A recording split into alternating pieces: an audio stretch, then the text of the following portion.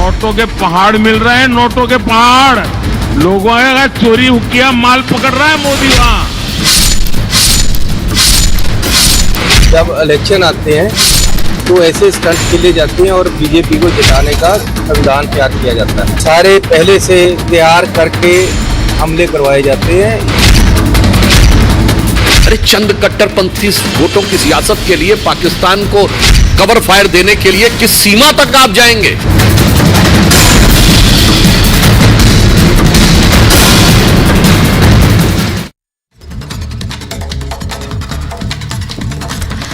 नमस्कार, आपके साथ मैं हूं सुचरिता कुकरेती। आप देख रहे हैं महाभारत, और महाभारत में तीसरे चरण की वोटिंग से कुछ घंटे पहले आपको बताएंगे वो मुद्दे जो कल वोटिंग पर हावी रहने वाले हैं। आज आपको बता रही हूं कि चुनाव जीतने के लिए क्या नेता कुछ भी करेंगे। जी हां, फिर बयानों से मर्यादा तार तार होगी तो वो भी होगी, नोटों का खेल होगा तो वो भी होगा। बस चुनाव जीतना है, फिर नेता पाकिस्तान के पाले में खड़े भी हो जाएंगे और अपने ही शहीदों के बलिदान को स्टंट भी कहेंगे। जी हां, चुनाव जीतना है तो नोटों के पहाड़ भी लग जाएंगे और पैसा पानी की तरह भी बहाएंगे। चुनाव में पैसों का खेल सामने आया है, उस पर भी आज बात करूंगी, क्योंकि दो तस्वीरें आपको दिखाने जा रही हूं। ये दो तस्वीरें, तीसरे चरण की वोटिंग में कुछ घंटे बचे हैं और कल बयानों पर भी तीसरा चरण होगा और कैश लोक पर भी रण होगा। एक तरफ कांग्रेस के नेता हैं, पंजाब के पूर्व मुख्यमंत्री पुंछ हमले को स्टंट बता रहे हैं और कह रहे हैं स्टंटबाजी है। फारूक अब्दुल्ला पाकिस्तान के पाले में खड़े होकर पाकिस्तान का दम दिखाते हैं, तो वहीं दूसरी तरफ नोटों का अंबार भी लगा है। जो तस्वीर आप देख रहे हैं, ये झारखंड से नोटों का अंबार मिला है और पैसे अभी तक निकल रहे हैं। जिस कर्मचारी की तनख्वाह 30,000 नहीं, उसके यहां 30 करोड़ मिल गए। सोचिए ये खेल किसका है और चुनाव से पहले ये दोनों तस्वीरें क्या कहती हैं, इसको भी समझिए। तीसरे चरण में जैसा मैंने कहा कुछ घंटे बचे हैं और उस 3 घंटों, उस तीसरे चरण से पहले हो क्या रहा है आपको ये बताती हूं। बयानों से कैसे मर्यादा तार तार हो रही है। ये तस्वीर आप देख रहे हैं फारूक अब्दुल्ला की, पाकिस्तान के पाले में क्यों खड़े हुए हैं इंडिया गठबंधन के नेता फारूक अब्दुल्ला। जहां एक तरफ राजनाथ सिंह ने कहा कि हम पीओके लेकर रहेंगे, तो फारूक अब्दुल्ला कहते हैं कि पाकिस्तान के समर्थन में वो बात कर रहे हैं। वो कह रहे हैं कि पाकिस्तान ने कोई चूड़ियां थोड़ी पहनी है, वो कह रहे हैं उनके पास एटम बम है। सोचिए, पाकिस्तान के पाले वाली बात फारूक अब्दुल्ला करते हैं। कुछ किया तो पाकिस्तान के पास एटम बम है। आपके पाकिस्तान के प्रवक्ता है। सिर्फ ये नहीं है, उज्जवल निकम को बीजेपी ने अपना प्रत्याशी बनाया है। तो उज्जवल निकम, जिन्होंने मुंबई ब्लास्ट के दौरान केस लड़ा था, सरकारी वकील थे। कांग्रेस नेता वडेट्टीवार, जिनकी आप तस्वीर देख रहे हैं, महाराष्ट्र के नेता हैं, उन्होंने विवादित बयान दे दिया। वो कह रहे हैं शहीद हेमंत करकरे को कसाब ने नहीं मारा, कसाब को भी क्लीन चिट दी जा रही। आरएसएस समर्थक पुलिस वाले ने शहीद हेमंत करकरे को मारा है। इस तरह के बयान चुनाव में आ रहा है। क्यों?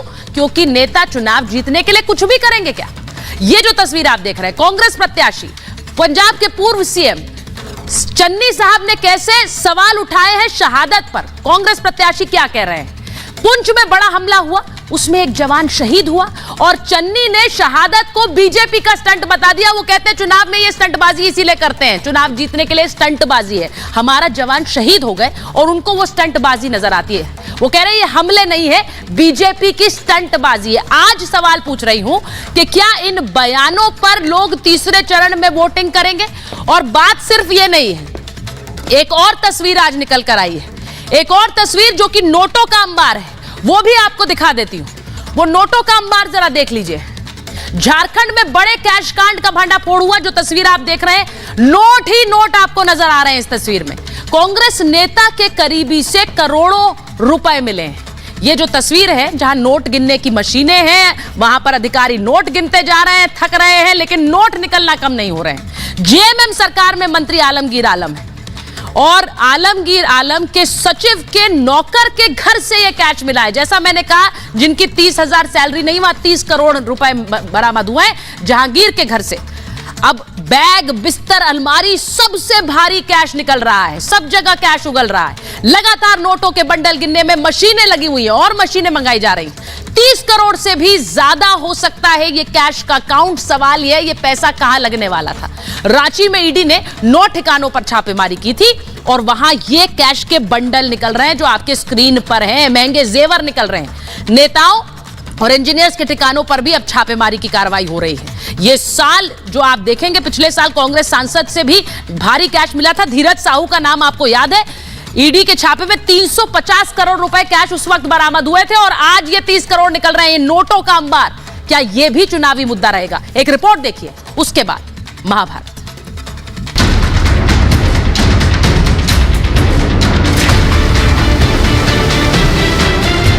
झारखंड में नोटों के पहाड़ मिल रहे हैं, नोटों के पहाड़।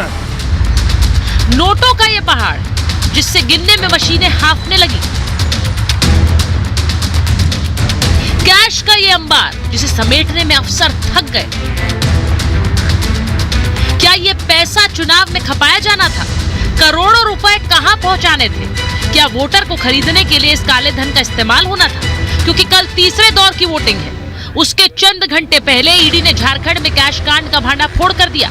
सोरेन सरकार के मंत्री और कांग्रेस नेता के करीबी से 30 करोड़ से ज्यादा कैश जब्त कर लिया और गिनती अभी जारी है।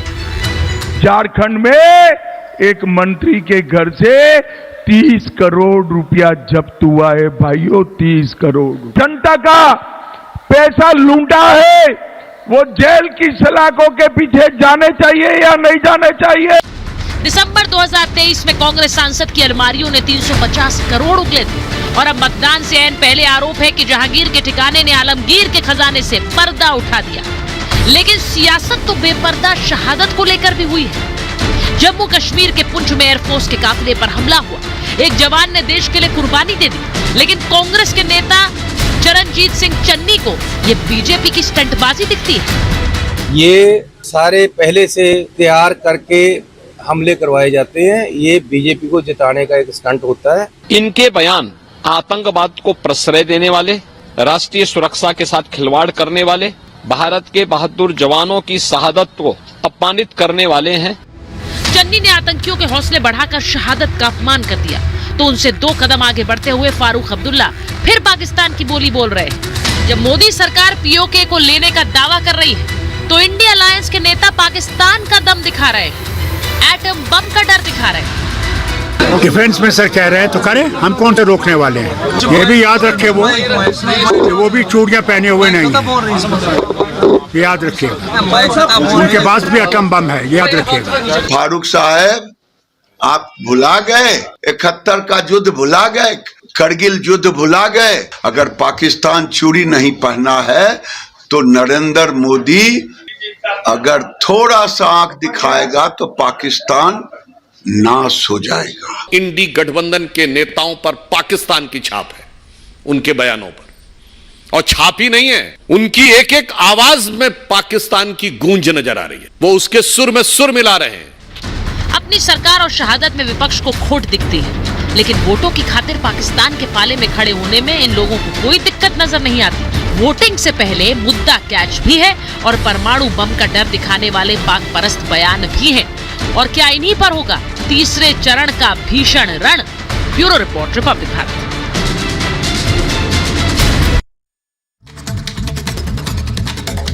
परिचय आपसे कराऊं उससे पहले एक बड़ी खबर आपको बता देती हूं। बड़ी खबर यह कि दिल्ली के मुख्यमंत्री अरविंद केजरीवाल के खिलाफ एनआईए जांच की सिफारिश की गई है। यह इस वक्त की बड़ी ब्रेकिंग न्यूज है। एनआईए जांच की सिफारिश क्यों की गई है? दिल्ली एलजी ने एनआईए जांच की सिफारिश की है आम आदमी पार्टी पर प्रतिबंधित आतंकी संगठन सिख फॉर जस्टिस से फंडिंग लेने का आरोप है। यह बड़ी खबर आपको बता रही हूं। सिख फॉर जस्टिस जो कि आतंकी संगठन है, उससे फंडिंग लेने के आरोप लगे हैं। आम आदमी पार्टी पर $16 मिलियन फंडिंग लेने का आरोप लग रहा है। $16 मिलियन। तो अरविंद केजरीवाल पर यह एनआईए जांच की सिफारिश दिल्ली के एलजी ने की है। क्यों की है? कि आतंकी संगठन सिख फॉर जस्टिस से इन्होंने पैसा लिया और जैसा मैंने कहा उस फंडिंग को लेकर अब $16 मिलियन फंडिंग के आरोप लग रहा है। $16 मिलियन लिए गए और आम आदमी पार्टी के लिए लिए गए और एक ऑर्गेनाइजेशन जो कि आतंकी संगठन है जो कि एक बैंड संगठन है, उससे पैसे क्या अरविंद केजरीवाल ने लिए? अब बड़ी खबर है ये। मैं बड़ी खबर इसलिए कह रही हूं, दिल्ली के मुख्यमंत्री जो इस वक्त जेल में है, जिन पर एक पूरी जांच चल रही है, उनके ऊपर अब एनआईए जांच क्या बैठेगी, क्योंकि एलजी ने तो सिफारिश कर दी है। मैं एक बार जरा अपने मेहमानों का परिचय करा दूं, क्योंकि शुरुआत मुझे लगता है इसी से करनी चाहिए। के शर्मा, राष्ट्रीय प्रवक्ता बीजेपी के, हमारे साथ जुड़ गए हैं। धीरेन्द्र कुमार मुन्ना जी, प्रवक्ता हैं एलजेपीआर के। दुष्यंत नागर जी, राजनीतिक विश्लेषक स्टूडियो में है। प्रियंका भारती जी, आरजेडी की प्रवक्ता है। और प्रोफेसर अखिल स्वामी है, राजनीतिक विश्लेषक है, स्टूडियो में। बहुत बहुत स्वागत आप सबका। यह बड़ी खबर है और मैं इसलिए कह रही हूं, भले ही आम आदमी पार्टी के कोई प्रवक्ता इस वक्त हमारे पास नहीं है, लेकिन एनआईए जांच और सिख फॉर जस्टिस से $16 मिलियन लेने के लिए। अब मुझे यह बता दीजिए एक बार दुष्यंत जी, क्योंकि एक तो गठबंधन है और जिन पार्टियों का गठबंधन आम आदमी पार्टी से है, अब उनको भी इस पर सफाई देनी पड़ेगी, क्योंकि एक आतंकी संगठन से क्या पैसे लिए गए, एनआईए जांच अगर होगी तो क्या यह भारी पड़ेगी? देखिए, आतंकवाद का, आतंकवादी संगठन का इंडिया अलायंस और उसके समर्थक कभी कोई समर्थन नहीं करते। समर्थन तो आप आम आदमी पार्टी का भी नहीं करते थे। आम आदमी पार्टी का मुद्दों के आधार पे गठबंधन है और जांच करने के लिए अगर एलजी साहब ने कहा आप जांच करिए, जांच का हम स्वागत करेंगे। लेकिन साथ ही मैं ये प्रश्न पूछूंगा हमारे मित्र के शर्मा जी से कि कल चुनाव होना है, आज शाम को ही ये खबर ब्रेक हुई, आज से 4 दिन पहले भी कर सकते थे। और अगर आम आदमी पार्टी कथित रूप से किसी बैंड ऑर्गेनाइजेशन से धन ले रही थी, तो आज तक आप क्या कर रहे थे भाई? पहले कार्रवाई क्यों नहीं की? अच्छा, बैंड ऑर्गेनाइजेशन से धन ले रही थी तो इन्होंने कार्रवाई क्यों नहीं की है? मैं एक बार फिर बता रही हूं, ये बड़ी खबर इस वक्त की है, जहां एक तरफ कैश निकल रहा है, वहीं दूसरी तरफ कैश लेने के आरोप लग रहे हैं, तीसरी तरफ आरोप बयानों के भी लग रहे हैं। के शर्मा जी, जरा इस पर एक बार आपसे रिएक्शन ले लेती हूं, क्योंकि खबर तो दूसरी है डिबेट की, लेकिन ये खबर अभी अभी आ गई है और ये बड़ी खबर है कि एक आतंकी संगठन से पैसे लिए गए, $16 मिलियन लिए गए और ये फंडिंग हुई है। इसकी सिफारिश एलजी साहब ने कर दी है कि जांच हो इस पर। अब ये स्कैनर और रडार पर पहले से आप लोग कहते आए कि अरविंद केजरीवाल थे, क्योंकि जब से कुमार विश्वास ने वो बयान दिया था कि ये खालिस्तान के प्रधानमंत्री बनना चाहते, तब से ये आरोप कहीं ना कहीं लगते रहे विपक्ष द्वारा उनके ऊपर।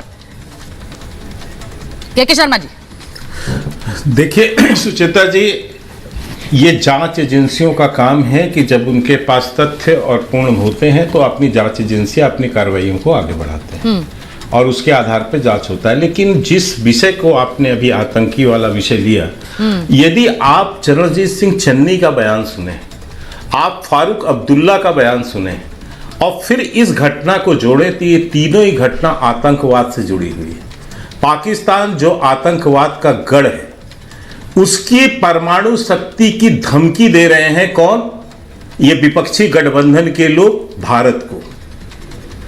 चरणजीत चवन्नी जो चवन्नी हैं, जो पता नहीं चन्नी चन्नी साहब जो हैं, वो बता रहे हैं कि ये स्टंट है, पुलवामा का घटना और जो भारत ने एयर स्ट्राइक किया, आतंकवादियों को पाकिस्तान के घर में घुस के मारा है, ये उसके विरोधी हैं और पाकिस्तान के समर्थन में खड़े हैं कि साहब क्यों भारत ने घुस के मारा, ये उसका विरोध कर रहे हैं। और तीसरी आपने जो कहा कि ये जो आतंकी फंडिंग की बात कही, ये तीनों ही बातों को जोड़ेंगे तो एक ही तथ्य है इसके अंदर। आज ये देखिए कि विपक्ष की भाषा क्या हो गई है, हताश और निराश विपक्ष जो है, आज जो बौखलाहट में पाकिस्तान और आतंकियों के एजेंट की भाषा बोलने लगी है। ये वही विपक्षी दल है सुचेता जी, ये भी ध्यान रखने वाला विषय है। इन्हीं के गठबंधन के एक दल ने अपनी मैनिफेस्टो में लिखा कि देश की सारी परमाणु शक्तियों को समाप्त कर देना चाहिए। यह सीपीएम के मैनिफेस्टो का हिस्सा है, जो इनके मुख्य गठबंधन दल है, बिहार से बैठी है यहां पर, जिन्होंने 5 सीट दिया है वहां पर इस गठबंधन को, इस दल को। वो कहता है कि देश की परमाणु शक्तियों को जितने भी है उसको समाप्त कर देना चाहिए, दरिया में फेंक देना चाहिए, और हम आएंगे तो कर देंगे। आप साजिश तो सोचिए कि इस देश को बर्बाद करने की आज विपक्ष किस स्तर तक जा चुका है कि वो देश की परमाणु शक्तियों, पाकिस्तान परमाणु संपन्न है, भारत वो बता रहा, फारूक अब्दुल्ला बोल रहे हैं चीन परमाणु संपन्न है, वो भारत पे कभी भी अटैक करने की स्थिति है, और हमारे देश की परमाणु शक्तियों को हम समाप्त कर दें। और ये वही दल है, याद रखिएगा सुचेता जी, जब पोखरण में परमाणु परीक्षण हुआ, ये लोगों ने अटल जी पर प्रश्न उठाए। ये वही कांग्रेस है जो भारत को परमाणु शक्ति संपन्न राष्ट्र नहीं बनना देना चाहती थी। ये देखो, उस समय प्रश्न उठाया इन लोगों ने कि क्यों किया। तो ये आप ये समझ लीजिए कि इनकी सोच क्या है। ये पाकिस्तान से जाकर सहायता मांगते हैं कि मोदी जी की सरकार को समाप्त करना है। और जहां तक भ्रष्टाचार का प्रश्न है सुचेता जी, आज जो नोट की गड्डी पूरा देश देख रहा है। ठीक, ये कुछ महीने पहले कांग्रेस के सांसद के घर से 350 करोड़ रुपए बरामद हुए, उस समय भी लोगों ने कैश देखा। मैं कल के लिए पूछना चाह रही हूँ, कुछ घंटे बचे हैं वोटिंग में के शर्मा जी, कुछ घंटे बचे हैं और बीजेपी आरोप ये लगा रही है। मैं भी बोल देता हूँ, इसके बाद बुलवा लीजिएगा। ना मैं उसमें ही बोल देता हूं। एक मात्र, लालू प्रसाद यादव स्वतंत्र भारत के ऐसे भ्रष्टाचारी सजायाफ्त नेता है जो मुखिया का चुनाव नहीं लड़ सकते। अब पूरा परिवार में आधे सदस्य भ्रष्टाचार के मामले में जेल से बेल में। मैं एक बार प्रियंका जी से पूछ लेती हूँ। प्रियंका जी, बीजेपी आरोप लगा रही है कि धन कुबेर निकल रहे हैं, जहां धन उगल रहा है। एक सेकंड जरा, क्योंकि जेएमएम वहां पर हेमंत सोरेन जेल में है, उनके नेता, उनके मंत्री वहां, उनके मंत्री के पीएस के कर्मचारी के यहाँ। अब बोलिए, वहां पर जिनकी शायद आमदनी ना हो 30,000, उनके यहाँ पे 30 करोड़ निकल रहा है। ये कैसे निकल रहा है प्रियंका जी? इसको जस्टिफाई कैसे करेंगी, जरा ये एक बार बता दीजिए। सुचारिता जी, सबसे पहले तो बीजेपी प्रवक्ता महोदय ने जिस तरह से एक दलित मुख्यमंत्री को, चन्नी जी को भी चवन्नी कहा, ये इनकी जातिवादी मानसिकता को भी पूरे देश में जग जाहिर किया है कि भाजपा कैसी दलित विरोधी, पिछड़ा विरोधी पार्टी है। और अभी रही आप बात कर रही हैं पैसे की और पाकिस्तान की, तो ये वही प्रधानमंत्री जी है ना, नरेंद्र मोदी, देश के पहले प्रधानमंत्री, तो छुप छुपा के पाकिस्तान चले गए, नवाज शरीफ जी क्या बिरयानी खाए, देश को पता तक नहीं चला। वही प्रधानमंत्री है ना जिन्होंने 52 करोड़ रुपए लिए और देश के 140 करोड़ जनता की जिंदगी का सौदा कर दिया। आप बिल्कुल ठीक लग रही हैं। अपने ऊपर लिखा है ना के शर्मा जी के ऊपर, मोदी नहीं छोड़ेंगे, बिल्कुल नहीं छोड़ेंगे। उस देश में किसी को जिंदा नहीं छोड़ेंगे। कोविशील्ड कैसे लगवा दिया उन्होंने, अभी उसकी रिपोर्ट आई है ना कि किस तरह से हार्ट अटैक, ब्रेन स्ट्रोक सब कुछ हो रहा है। किसका सौदा किया? ये किसके सौदेबाज लोग हैं? और आप आगे बात करिए पाकिस्तान, इनके गिरिराज सिंह जी, जितना मुंह पे राम नहीं आता होगा ना, उतना मुंह पर इनके पाकिस्तान आता होगा। ऐसे लोग हैं ये लोग जिनको मुद्दों से कोई मतलब नहीं है, खाली इधर उधर की बात करेंगे। अब आते हैं पैसे के ऊपर है बात। चंदे का सौदा करके धंधा देने वाले लोग पैसे पे बात करेंगे। अभी कांग्रेस के ऊपर सवाल उठा रहे थे कि 350 करोड़ रुपया मिला था, उसके बाद की रिपोर्ट लगता है पढ़ते नहीं है। बहुत क्लियरली मेंशन था कि वहां पर कुछ नहीं निकला, टैक्स वगैरह का उन्होंने सारा स्लिप दिखा दिया, क्लीन एंड क्लियर। चुनाव के समय में करवाएंगे ही, क्योंकि ईडी को इन्होंने वसूली प्रकोष्ठ बनाकर रख दिया है। तो ये है ऐसे भाजपाई लोग। और अभी आप एक और सवाल वहां पर उठा रही थी, शहीदों के नाम पर वोट। अभी आप कह रही थी ना कि लोग शहीदों का मजाक बनाते हैं। शहीदों के नाम पर मैं चाह रही हूँ, एक मिनट प्रियंका जी, मैं अपने सारे मेहमानों से कह रही हूँ कि दो बड़े मुद्दे हैं आज जिन पर हम बात कर रहे हैं। एक तरफ ये कैश जो निकल रहा है, दूसरी तरफ वो बयान जो दिए जा रहे हैं, तीसरे चरण की वोटिंग होनी है। प्रियंका जी, एक मिनट सुन लीजिए मेरी बात। मैं पहले इस कैश कांड पर बात करना चाहती हूँ, क्योंकि ये जो नोट निकल रहे हैं, सुनिए प्रियंका जी, मेरी बात सुन लीजिए पहले। आप ये जो कैश उगल रही है, ये मशीन्स जो गिनती चल रही है, मेरा एक सिंपल सा सवाल था कि जिसके घर की आमदनी, मैंने पूछा 30,000 नहीं है, उसके घर में 30 करोड़ क्या कर रहे हैं? ये सवाल आप खुद से भी पूछिए, फिर जवाब दीजिए। हाँ सुचारिता जी, अब मैं आपको जवाब देती हूँ। जिस तरीके से भाजपा ने ईडी को वसूली प्रकोष्ठ बनाकर छोड़ा है, ये पूरे देश में जग जाहिर है। लेकिन मुझे समस्या इस बात से हुई कि जिस तरीके से ये जातिवादी शर्मा चंदे को चवन्नी बोला, आपने इसको रोका कैसे नहीं? आपने इसको रोका कैसे नहीं? ये शर्मा चंदे को चवन्नी बोलेगा, अब चवन्नी बोलिएगा। इतनी हो गई है इस देश में, संविधान अभी जिंदा है, समझ लीजिए। और इस संविधान के आगे आपका मन तो नहीं चलेगा। मेरा सवाल नहीं बोल रहे हैं यहाँ पर। देखिए, मैं आप सबसे उम्मीद करती हूँ कि आप लोग शिष्टाचार का ध्यान रखें। मैं यहाँ पर क्लास तो नहीं लगा रही हूँ। मैं सुन लीजिए मेरी बात, सवाल का जवाब दीजिए, सवाल का जवाब दीजिए। आप लोग मोदी जी के बारे में ऐसे बोलते हैं, वो लोग लालू जी के बारे में ऐसे बोलते हैं। ये तो मैं कितने डिबेट से देख रही हूँ, पहली बार नहीं है। सुन लीजिए मेरी बात, सवाल का जवाब है, सवाल का जवाब है, ठीक है। मैं जा रही हूं एक बार प्रोफेसर स्वामी जी के पास। प्रोफेसर स्वामी, मैं आपसे पूछ लेती हूँ धीरेन्द्र जी के पास। धीरेन्द्र जी और प्रोफेसर स्वामी को स्क्रीन पर रखिए। प्रोफेसर स्वामी, मुझे बता दीजिए, मैं फिर वही सवाल दोहरा रही हूँ, जिसकी आमदनी 30,000 नहीं, उसके पास 30 करोड़ कैसे आया? क्या ये पूछने वाला और सोचने वाला सवाल नहीं है? नहीं, बिल्कुल सवाल सही है। मुझे जो खबर मिली है, वो जिसके यहाँ पैसे पकड़े गए हैं वो भारतीय जनता पार्टी का कार्यकर्ता है। अरे, मेरे घर में अगर 4 नौकर काम करते हैं तो कोई जरूरी नहीं है कि जो विचारधारा मेरी हो। ये खबर कहाँ से मिली है प्रोफेसर स्वामी? नहीं, सूत्रों से मिली कि वो बीजेपी का कार्यकर्ता है। वो बीजेपी का। अच्छा, ये तो ब्रेकिंग न्यूज है भाई के शर्मा जी। इसके बाद मेरे पास तुरंत आपके पास आना पड़ेगा। जो पूर्व वक्ता ने कहा, ये जांच से पता चल जाएगा। हाँ, ठीक है। जो पूर्व वक्ता ने कहा, मैं उससे सहमत हूँ। जो इस समय देश में सबसे बड़ी समस्या है कि संविधान को हटा के मनुस्मृति लागू हो रही है। शर्मा जी ने जितने भी नाम लिए, फारूक अब्दुल्ला का नाम लिया, अल्पसंख्यक हैं। देखिए, अब आप बयान देखिए, मैं एक मुद्दे पर बात कर लूं प्रोफेसर स्वामी पहले। ये पीडीए को तबाह करने वाले लोग हैं। ये नैरेटिव क्यों चेंज करते हैं आप लोग? मेरे को समझ नहीं आता है। देखिए, इस समय जो नैरेटिव है एक ही है केवल हिंदुस्तान में। प्रोफेसर स्वामी, उस कैच पर नहीं बोलना है। वो है प्रोज्वल रमन्ना। देश के प्रतिष्ठा को गिराने वाला आदमी जर्मनी में देश का भद्द पिटवा रहा है। ठीक है। और उसका बाप पकड़ा गया है और वो वापस आने को तैयार नहीं है, जिसकी कन्वेंसिंग की गई थी। तो इस समय हिंदुस्तान की नीरव मोदी, ललित मोदी, मेहुल चोकसी, प्रोज्वल रमन्ना जिस तरह से बदनामी कर रहे हैं, और जो मेरे सूत्र बता रहे हैं, ये पैसे पकड़े गए भारतीय जनता पार्टी का कार्यक्रम। आपके सूत्र बड़े रेलेवेंट सूत्र लग रहे हैं मुझे, क्योंकि ये खबर मुझे कहीं से नहीं मिली कि वो बीजेपी का कार्यकर्ता अगर है। एक मैं धीरेन्द्र जी, मैं आपके पास आ रही हूँ। एक मिनट दुष्यंत जी, एक एक करके बात करेंगे। इन्होंने खबर को नया स्पिन दे दिया। वो कह रहे हैं जो पकड़ा गया है वो बीजेपी का कार्यकर्ता है। अब वो पीएस क्या काम कर बीजेपी का कार्यकर्ता है, जांच में अभी तक क्यों नहीं आई बात सामने? धीरेन्द्र जी, हाँ, के शर्मा जी जल्दी से जवाब दे दीजिए। मैं धीरेन्द्र जी के पास जाऊं। एक मिनट, के शर्मा जी, आपका कार्यकर्ता है, ये कह रहे हैं प्रोफेसर स्वामी। नहीं, मुझे तो पता नहीं ये प्रोफेसर स्वामी है क्या, मुझे तो नहीं जानता, लेकिन मुझे तो बड़ा आश्चर्य है इसमें। मैं सनातनी हूं।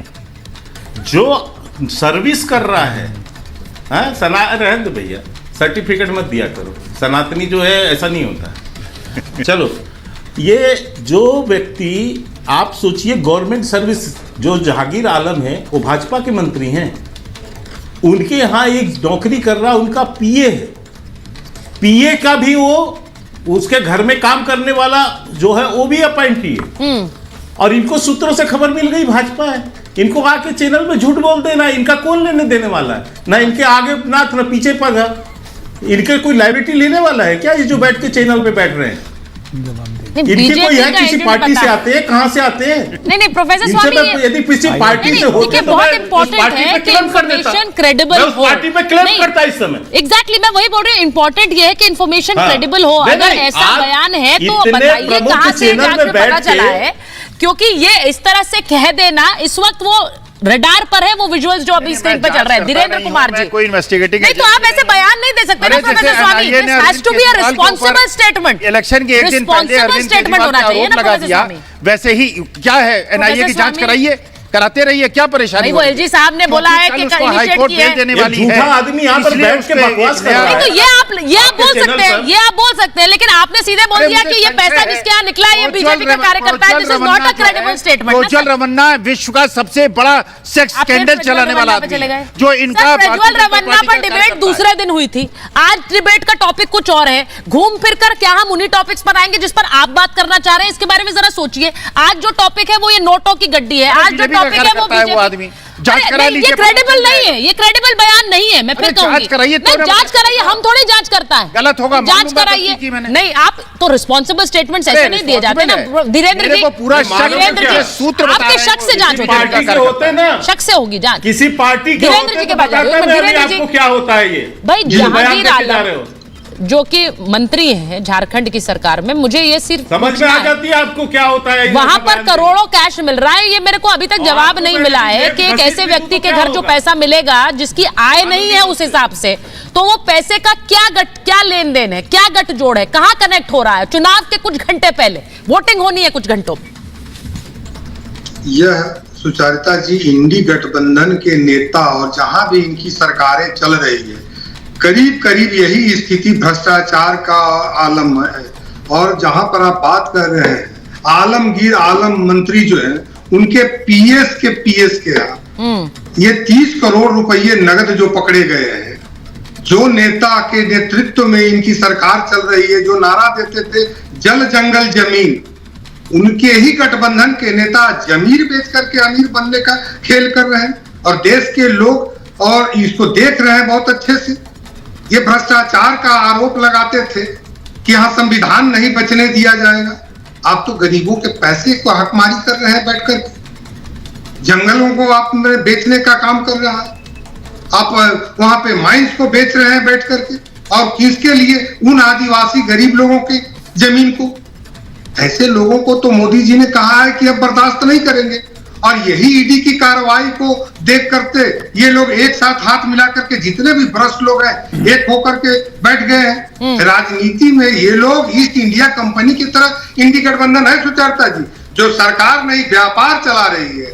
और ये चाहे झारखंड की बात हो या कर्नाटका की बात हो, इन लोगों का आज धीरज साहू क्या है, इसी कांग्रेस के नेता क्या 350 करोड़ रुपया पकड़ा गया। उतना बड़ा कैश आप ही लोगों के स्क्रीन पर पहली बार देखा। और फिर मैं आपको बधाई देता हूं देशवासियों को दिखलाने के लिए सुचरिता जी की 30 करोड़ रुपये का नोटों का पहाड़ फिर आप ही के चैनल पर देखने को मिल रहा है। और दुर्भाग्य और संजोग से दोनों कांग्रेस के नेता हैं, और वो लोग कहते हैं कि मुझे घूमने के लिए पैसे नहीं है, चुनाव लड़ने के लिए पैसे नहीं है। जरा बताइए कि भ्रष्टाचार का ये आलमगीर के आलम क्या हो रहा है। और दूसरी बात हो गई कि जब चुनाव में कोई मुद्दे नहीं है तो किस तरह से फारूक साहब उछालते हैं मुद्दे को, किस तरह से पूर्व मुख्यमंत्री जी चन्नी साहब कहते हैं कि ये पॉलिटिकल स्टंट है। क्या जो शहीद हो रहे हैं उनके शहादत को ये किस स्तर तक लेके जा रहे हैं? आज हमारा भाई जो वहां पे जाके 2000 किलोमीटर पर देश की मिट्टी को बचाने के लिए शहादत देता हो, उसको आप बांध के कह रहे हैं कि ये स्टंट हो रहा है। राजद के प्रवक्ता अभी बोल रहे थे कि दलित प्रेम, अभी 10 सेकंड बीच में मुझे 10 सेकंड मौका दीजिए। राजद के प्रवक्ता ने कहा मेरे भाई को, सहयोगी प्रवक्ता को, कि दलित का आप अपमान कर रहे हैं। आदरणीय चिराग पासवान जी की माता का जिस तरह से जमुई के चुनाव में आप ही के कार्यकर्ताओं और नेताओं के द्वारा आपके सर्वोच्च नेता के मंच पर रहते हुए जिस तरह से अभद्र और अश्लील भाषा में ज्ञान दिया गया था, बिल्कुल जवाब दीजिएगा, एक कंप्लीट कर आपको दलित पे बोलने का कोई हक नहीं है। हाँ। दलितों की संपत्ति को आप लोगों ने अपनी संपत्ति देखिए बार बार कहती हूँ मुद्दों को भटकाने की कोशिश मत करिए। It is very important to understand the relevance. नहीं, एक सेकंड प्रियंका जी देखिए, हाँ, understand this crucially as well, that this person is misleading the whole nation by saying that we are against Dalits. Who is misleading the nation, ma'am? Who is misleading the nation? एक minute, Who is misleading the nation? क्या ये गलत है प्रियंका जी कहना कि PoK Bharat का अभिन्न अंग है? क्या हम ये कहना बंद कर देंगे कि पीओके हमारा हिस्सा है? क्या हम ये बोलना बंद कर दें प्रियंका जी? और अगर हम ये बोले तो गठबंधन के नेता ये कहेंगे कि उन्होंने चूड़ियां थोड़ी पहनी है, वो तो एटम बम गिरा देंगे। ये बयान आप सोच कर देखिए, एक हिंदुस्तानी होने के नाते क्या आप ये कहेंगे कि हाँ पीओके तो हमारा नहीं है और हम उनके एटम बम का डर देखते रहेंगे? सुचरिता जी, हाँ 10 सेकेंड। सुचरिता जी, बोलिए। हेमंत करकरे को मेरा श्राप लगा, ऐसा कहने वाली प्रज्ञा जी थी, प्रज्ञा ठाकुर। ये भूलिएगा मत, हमारे शहीद हेमंत करकरे जी को क्या बोला उन्होंने कि ये इसको मेरा श्राप लग गया। अब मैं बात करती हूँ दलितों की, क्योंकि पाकिस्तान मुद्दा नहीं है हमारा, मुद्दा है कि हमारा दलितों का अधिकार, पिछड़ों का अधिकार कैसे डकार रहे हैं लोग। कैसे चिराग पासवान ने बोल दिया कि संपन्न दलितों को आरक्षण छोड़ देना चाहिए। आप जाकर आरक्षित सीट पर लड़िएगा और संपन्न दलित छोड़ दे आरक्षण। बाबा साहब का दिया हुआ अधिकार है आरक्षण। जिस तरीके से ये लोग सोशल स्टेटस के नाम पर, हमारे सामाजिक समीकरण के नाम पर हमसे भेदभाव करते हैं, जिस तरह से ये शर्मा प्रवक्ता या भाजपा का चन्नी को चवन्नी कह देता है और लाली जो कि इस तरह से बेइज्जत करता है, उसी से बचाने के लिए भाजपा, इसी से बचाने के लिए, भाजपा की इन दगाइयों से बचाने के लिए हमें बाबा साहब ने आरक्षण का औजार दिया, हथियार दिया। इसको खत्म करने की जो बात करेगा, संविधान को को खत्म करने की जो भाजपा बात प्रियंका जी, मैं एक सवाल आपसे पूछना चाह रही हूँ। प्रियंका जी, मैं एक सवाल आपको पूछना चाह रही हूँ। चन्नी जी के लिए, मैं किसी के लिए भी किसी तरह के अपशब्दों के खिलाफ रहती हूँ हमेशा। जो लोग मेरा शो देखते हैं, जो लोग महाभारत देखते हैं, वो ये बात अच्छी तरह से जानते हैं। कोई भी नेता हो, किसी भी पार्टी का हो, किसी भी तरह के अपशब्दों का इस्तेमाल नहीं बिल्कुल गलत है। लेकिन मैं एक चीज आपसे पूछना चाह रही हूँ, आप इतनी नाराज है कि चन्नी जी को यह कह दिया वो एक दलित नेता है, आप इस बात से नाराज नहीं है कि चन्नी जी ने शहादत को लेकर स्टंटबाजी कह दी? मुझे हैरानी है, आपने एक बार ये नहीं बोला कि चन्नी जी कैसे कह सकते हैं कि जो पुंछ में हमला हुआ वो स्टंट है। आपको गुस्सा उस पर नहीं आता है? आप इतना बोल रही हैं, इतनी जोर जोर से गुस्सा हो रही है चन्नी जी के लिए, लेकिन जो शहीद हुए उनको स्टंटबाजी कहा जा रहा है और आप चुप हैं। आप एंकर बैठी हुई हैं और आप इसको कंडेम नहीं करती हैं। आप बोलिए क्या कंडेम स्टेटमेंट? मेरे सवाल का जवाब दीजिए ना प्रियंका जी। आपको दुख हुआ है? मेरे सवाल, आप भी बहुत कुछ कहती है मोदी जी के लिए, वो भी कहते हैं आपके नेता के लिए, तो मैं सबको शिष्टाचार का पाठ पढ़ाऊं यहाँ बैठकर? ये आप लोग नेता हैं, आपको पता होना चाहिए कैसे शब्दों का इस्तेमाल होना है। मैं यहाँ पढ़ाने तो नहीं बैठी हूँ ना प्रियंका जी। सवाल का जवाब दीजिए। आपको चन्नी जी के शब्द बहुत अच्छे लगे, स्टंटबाजी है? मैं एक जवाब देना चाहता हूँ सुचेता जी, मैं एक जवाब देना चाहता हूँ। और ये अच्छा, आप इस बात प्रियंका, ठीक है, मैं दुष्यंत जी के पास जाती हूँ। बोलिए, जल्दी से बोलिए, मुझे दुष्यंत जी के पास जाना है। नहीं, सुचेता जी, मैं एक जवाब दे देता हूँ, फिर इसके बाद आप बुलवा लीजिए। बोलिए सुचेता जी, आप एक जवाब दे देता हूँ। बहुत आरोप लगा, देखिए स्वाभाविक रूप से इस देश के जवानों के खून से रंग मेरे से एक सेकंड दुष्यंत जी, भैया चुप रहो। टीवी फोड़ के बाहर थोड़ी ना आ जाओगी। ये कैसे? अच्छा, इस फोड़ के बाहर महिला के लिए ऐसे सम्मान उससे कहता हूँ चाहिए। हाँ, देखिए स्वाभाविक रूप से एक स्लिप ऑफ टंग होता है, क्योंकि चन्नी जो सरनेम है वो थोड़ा बोलने में हमें टिपिकल हो, तो ये कोई डेलिबरेटली मैंने नहीं बोला है। लेकिन दूसरी बात मैं कहना चाहता हूं, इन्होंने कहा कि लालू प्रसाद यादव को इस तरह से अपमानित कर रहे हैं। अरे भाई, तो भ्रष्टाचार में सजा याफ्ता है, जेल हुई है उसे, लालू प्रसाद यादव को। पिछड़े वर्ग के है तो इसका क्या मतलब है? किसी वर्ग के रहे, यदि भ्रष्टाचार किया है, गाय भैंस के चारे पे घोटाला किया है, यदि डामर घोटाला किया है, नौकरी देने के बदले में लोगों से जो लोगों की जमीन लिखवा लिया है, उसका हमने सजा दिया है क्या? न्यायालय ने सजा दिया है, और इस हद की सजा दिया है कि मुखिया का चुनाव नहीं लड़ सकते लालू यादव। उसका परिवार आज जो है उसके ऊपर भ्रष्टाचार के आरोप में जेल से बेल पर है, तो भ्रष्टाचार के मामले पर दिलीप रे, उसमें जाति का क्या अंतर होता है? दिलीप रे जी को सजा अधिकार मिल गया है क्या? ठीक है, भारतीय जनता पार्टी ने अधिकार मिल गया है कि किसी जाति के है तो इसमें यह जाति के लोग भ्रष्टाचार कर लेंगे, इस देश के लोग गरीब पीड़ितों का, शोषितों का पैसा खा जाएंगे। शर्मा जी, दिलीप रे केंद्रीय मंत्री होते हुए केंद्रीय कोयला मंत्री दिलीप रे जी को भी जो है सजा सुनाई गई, कोयला घोटाले में आरोप साबित हुआ। इस देश में मोदी जी की सरकार है के अंदर कोई भ्रष्टाचारी बचेगा नहीं, भारतीय जनता पार्टी नहीं बचेगा, अध्यक्ष छोड़ेंगे भी नहीं उसको। कैमरे पे देखा पूरे देश ने, लेकिन उनकी बात नहीं करते। पिछड़े वर्ग से आने वाले लालू जी का उन्नयन और जो उन्होंने ओबीसी का सशक्तिकरण किया है, सोनिया गांधी और राहुल गांधी की नहीं बात होता करो। पर शर्मा जी, जो भ्रष्टाचार में जेल से बेल बर्दाश्त करना सीखिए। अरे माँ बेटे जो दोनों जेल से बेल में, उसकी भी बात करो। और पिछड़े का अरे माँ बेटे दोनों जेल से बेल में, पिछड़ी जाति के लोगों का सेंसस होगा और पिछड़े वर्ग का आरक्षण 55% होगा, आर्थिक सर्वे होगा। आप पिछड़ों को अपमानित करने के लिए बार बार आदरणीय श्री लालू जी के ऊपर आरोप लगाते हैं। अच्छा, इसी डिबेट में आप दोनों से मैं रिक्वेस्ट कर रही हूँ, एक मिनट रुक जाइए। Dushyant ji, K Sharma ji, Dushyant ji, I will have to take you off air please, एक एक करके। मैं आप दोनों से कह रही हूँ, दुष्यंत जी देश को बताना चाहता हूँ, जो नहीं सुनेगा मैं स्क्रीन पे नहीं रखूंगी। धीरेन्द्र जी के पास जाइए और अखिल जी को लीजिए, धीरेन्द्र जी और अखिल जी को। लगातार बच्चे नहीं है आप, मैं बार बार नहीं बोलूंगी। धीरेन्द्र जी और अखिल जी को रखिए, जो आपको चिल्लाना है फिर आप चिल्लाते रहिए। मैं इस तरह से बात नहीं करती हूँ, एक एक करके बात करेंगे। And please listen to the question. यहाँ पर ये नहीं है कि अपनी मनमर्जी जो आ रहा है बोलते जा रहे हैं, चिल्लाते जा रहे हैं। मैं एक चीज पूछ रही हूँ, चन्नी साहब ने जो बोला, और मैं प्रोफेसर स्वामी उम्मीद कर रही हूँ कि उस पर टॉपिक पर रहेंगे हम, घुमा फिरा के और 10 जगह नहीं जाएंगे।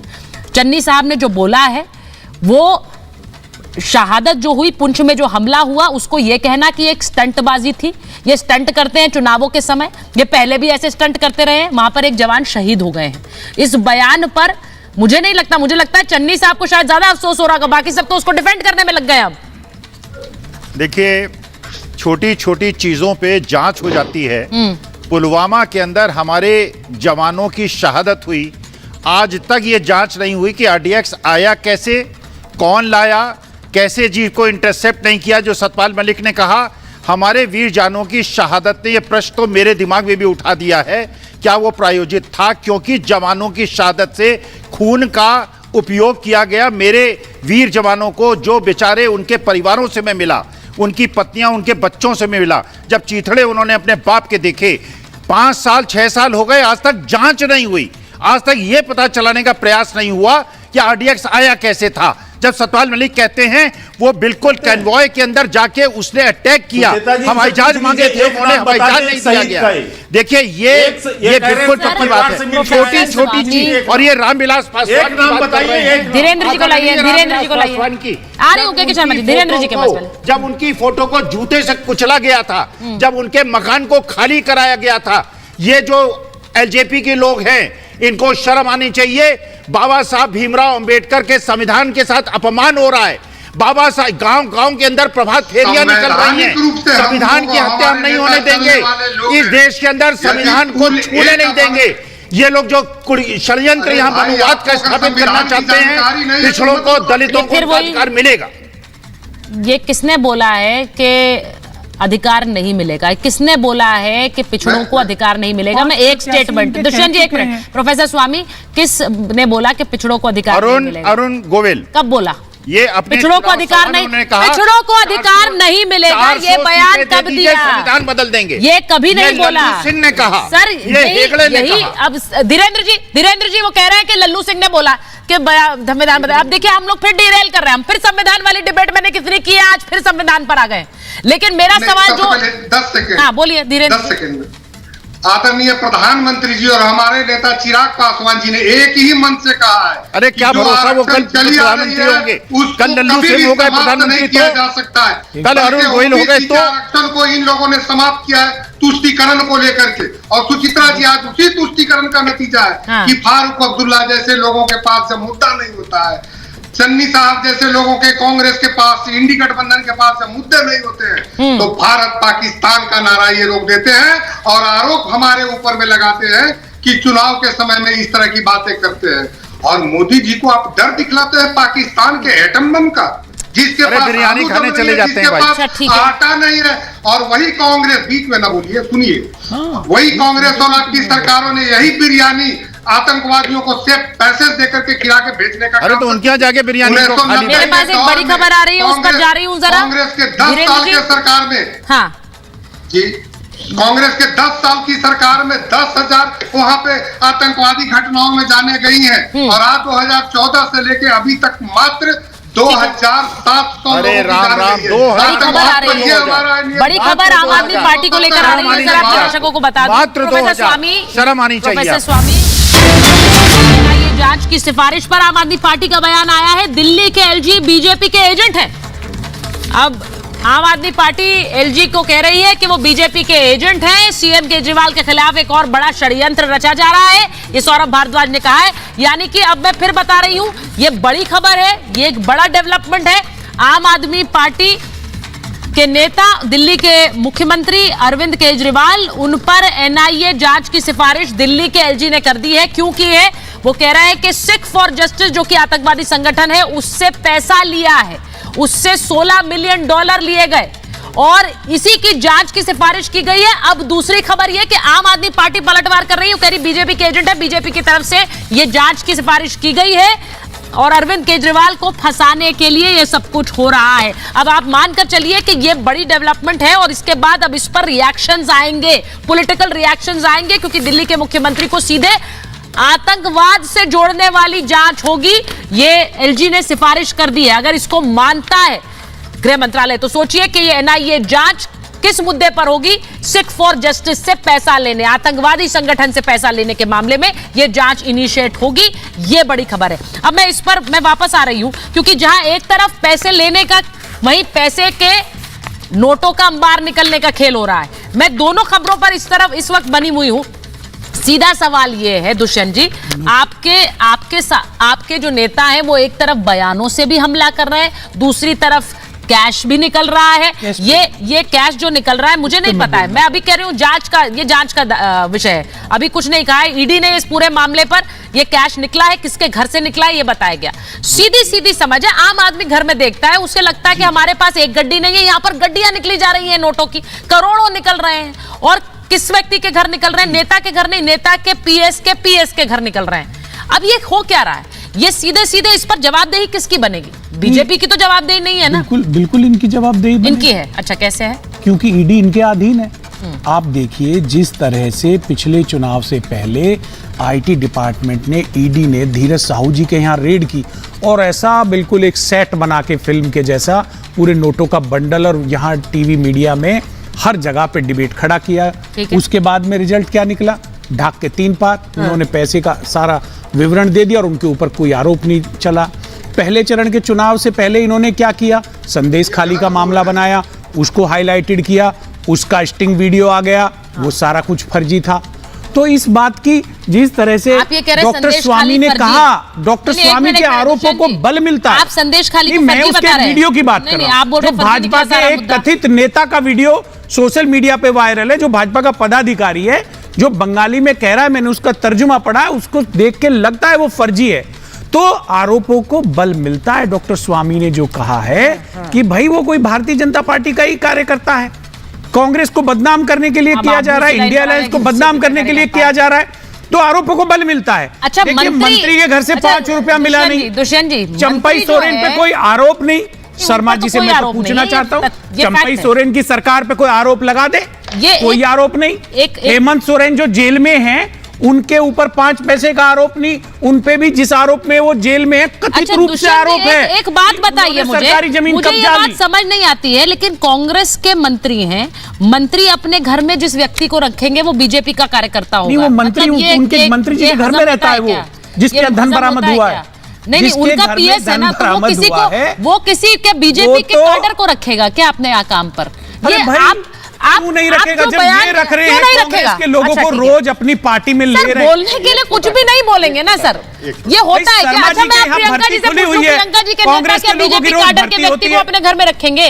लालू जी रखेंगे क्या? तेजस्वी जी रखेंगे क्या? ये बोलने के लिए कुछ भी मत बोलिए ना, ये it applies to both side. ये बोलने के लिए बोल नहीं रहे हैं। आप बताइए, क्या जो मैंने कहा संदेश खाली और धीरज साहू के मुद्दे का राजनीतिकरण नहीं किया गया? के शर्मा जी जनता पार्टी ने धीरज साहू ने अपने पैसे का हिसाब दे दिया, आप लोगों ने उसके बात करते थे बतंगड़ बना दिया कि आज तक भी आप लोग यही कहते रहते हैं कि 350 करोड़ निकले थे, उन्होंने तो हिसाब दे दिया था। फंस गए आप, वो ये कह रहे हैं। ये सरासर झूठ है। ये सरासर झूठ है, कोई हिसाब नहीं है, मामला अभी भी है, अभी भी चल रहा है, कोई हिसाब नहीं है। अवैध धनता तो उनकी गिरफ्तारी क्यों नहीं की आपने? नेता क्या है? अगर वो अच्छा, बोलने तो दीजिए। अरे मैं सुन लो ना भाई, बीच में बकवास जल्दी से, टाइम नहीं है। नागर साहब गिरफ्तार क्यों नहीं किया? के शर्मा जी जवाब दे रहे हैं उसका। विश्वसनीयता क्या है इनके पीछे? इधर कोई पार्टी है ना तले। अब रही बात संदेश खाली की, संदेश खाली का मामला हाईकोर्ट में, जिसपे फर्जी की बात कर रहे हैं। हाईकोर्ट फर्जी है क्या? नहीं, वीडियो फर्जी है क्या? बोलना, क्योंकि इनकी बात का कोई वैल्यू नहीं है। नहीं, जो वीडियो आया है मेरी बात का कोई वैल्यू नहीं है, आपकी बात का वैल्यू है। इतने बड़े चैनल में, अरे भैया चुप रहो यार। अरे भैया चुप रहो, आपको समझ में आता है? आप दोनों इस तरह से नहीं, मैं एक बार उनको बात कंप्लीट करने दीजिए। मैं अपराधी बन के जेल के अंदर है। नहीं, वीडियो वायरल नहीं है भाजपा संदेश खाली की घटना फर्जी है, तो उसका अपराधी जो है जेल के अंदर होगा। अब तीसरी बात, लेकिन मुझे आज आश्चर्य हुआ इस चैनल में बैठ के और इन लोग के विपक्षियों के बयान को देख के कि भारत को धमकी दे पाकिस्तान का, वो अल्पसंख्यक है इसलिए वो धमकी दे रहा है, आप उस पर यदि रिएक्ट कर रहे हैं तो साहब आप अल्पसंख्यक का अपमान कर रहे हैं। भ्रष्टाचारी यदि कोई जेल में जिसको सजा हुई है, पुलवामा के शहीद सजा याफ्ता है भ्रष्टाचार के मामले में, तो साहब आप दलित को आरोपी बना रहे हैं, उसको ओबीसी को आरोपी बना रहे हैं। ये साहब आपकी मानसिकता है। हमारे पुलवामा के शहीद देखिए अब सवाल ये पूछे जाएंगे जहां एक तरफ ये पूछा जाएगा कि ये 30 करोड़ का हिसाब क्या है, वहीं जांच में ये भी पूछा जाएगा कि ये 30 करोड़ किसके हैं। ये अगर ईडी कह रही है कि ये सीधे सीधे मंत्री से जुड़े हैं तो उसका लिंक क्या है, ये भी पूछा जाएगा। मैं वही कह रही हूं, ये भी पूछा जाएगा। तो दोनों तरफ से थोड़ा इंतजार और करना होगा, और वो इंतजार हम इसलिए करेंगे क्योंकि चुनाव से कुछ घंटे पहले नोटों की गड्डियां इशारा करती हैं कि क्या इनका इस्तेमाल चुनाव में होना है। ये सवाल अभी भी बना हुआ है। बहुत बहुत धन्यवाद आप सबका महाभारत में जुड़ने के लिए।